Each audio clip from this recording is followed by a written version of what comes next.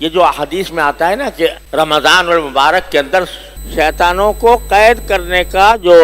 ذکر آیا ہے حدیث میں کہ شیطان اس میں باندھ کر رکھے جاتے ہیں، اس کا مطلب یہ ہے کہ اس میں ہر مسلمان کو اس زمانے میں کچھ رغبت بڑھ جاتی ہے اللہ تعالیٰ کی عبادت کرنے۔ عام دنوں میں شیطان بہکاتا ہے اور اس کی وجہ سے انسان اللہ تعالیٰ کی عبادت کے میں اس کو مشقت محسوس ہوتی ہے، سستی آتی ہے، لیکن رمضان میں اللہ تعالیٰ نے ایک ایسی فضا پیدا فرما دی ہے شیطان کو قید کر کے کہ ہمارے لیے عبادتوں کو آسان بنا دیا۔ اب آپ دیکھیے کہ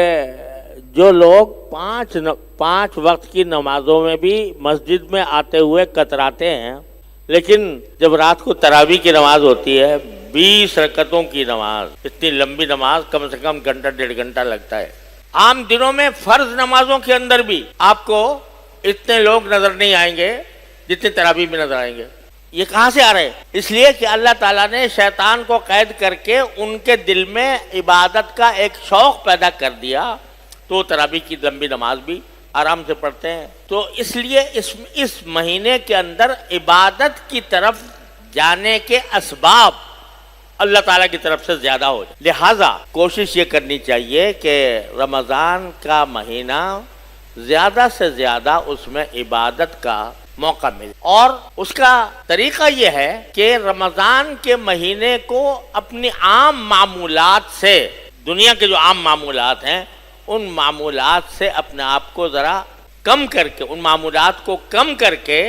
عبادت کے حصے کو زیادہ کریں۔ اگر فرض کرو عام دنوں کے اندر صرف فرائض ہی پڑھتے ہیں اور سنتیں ہی پڑھتے ہیں، نفلیں کبھی پڑھنے کی توفیق نہیں ہوتی، تو رمضان میں نوافل کا زیادہ اہتمام کیا جائے۔ عام دنوں میں تلاوت کی اتنی توفیق نہیں ہوتی،